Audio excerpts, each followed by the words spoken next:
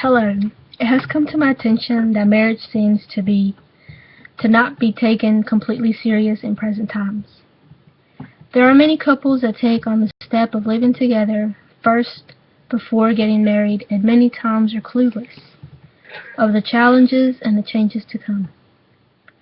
There are many issues to couples living together before marriage. The main ones I want to talk about today are first the obvious one, which is many couples rush to live together and do not know their partner very well. The younger couples that fall in love today may only be in love with one person in the happy moments and believe that is how they will live the rest of their lives. Except when the hard times come, they become weak and bail on each other.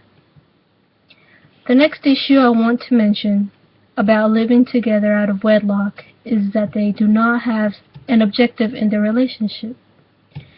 Couples that do not have a firm foundation in the start of the relationship, compared to married couples that vow to love each other and stay together through the good and the bad, have better chances than those. The last issue I want to talk about is that there is no respect between men and women. As a couple, each person has a role in the relationship. Each person has a role to do in order for the relationship to work peacefully through any issue. The main role of the husband is to be the head of the house and love his wife unconditionally.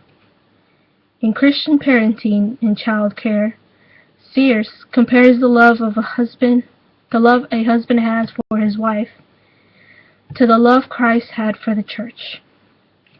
Sears mentions that many men claim to love their wife, yet it is not only about saying it, but showing it often so that she has no doubt about it. When couples rush to live together, they have no commitment to each other. All types of couples that are not committed to one another can make any small argument become the end of the relationship, because they do not care enough for the other person. Those couples with no foundation need first to have God as their number one priority to be guided through the good and the tough times. Also, love for God and one another should be in their top priority. How many times have you argued with your partner and both of you were too stubborn to apologize? First, because of the pride that overpowered each one. And those small moments are the ones where you can learn from God and get over the pride to make things right between you and your partner. A result of couples not respecting each other can lead to adultery. People without the knowledge of the Ten Commandments may know about the wrong of cheating, yet may take it lightly and do it with no problem. Dr. Laura Schlesinger, in her 1998 book, The Ten Commandments, wrote, "A lack of societal consensus about character, fidelity, responsibility, and the consequences. About character, fidelity teaches kids a lot about the gray area, in which they can experiment without judgment and seemingly with impunity. People should learn first about the rules and the consequences to have a little more respect for their partner and themselves. A solution and start for a relationship to get better or to learn to form a foundation is to go to premarital counseling. In the counseling, they teach you about the good and the bad and how to deal with them. Couples learn about the meaning of the ring and the vows they say to each other. Celibacy should be practiced with the person you want to spend the rest of your life with. Celibacy is practiced before marriage so that when you are finally with your loved one on your wedding night, it will be special to both of you." Elaine Pagels, in her 1943 book, Adam, Eve, and the Serpent, wrote, "This identification of freedom with celibacy evolved a paradox. Then as now, for celibacy is an extreme form of self-restraint.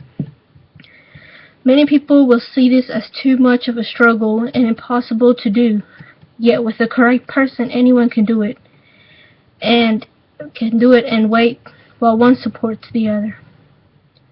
In counseling, people can learn to take the body and soul in an equal way, with love. Although there are people who believe it is all about the body. David G. Myers, in his 2008 book, A Friendly Letter to Skeptics and Atheists, wrote, "We love, laugh, and cry with our bodies. There is an importance to the soul, which makes you the person you are. Everyone should form a relationship with God. People should love God and themselves first in order to love another human being. The Bible can be handy because you learn about love and the rules of God. There are also Bible study classes to learn how to read and understand the Bible. You and your partner could go together and learn about the Bible together. With doing these things, people can know each other, get married, and live their lives better and with a pure guidance. These steps could make each person take their time in relationships and no options of divorce." Thank you for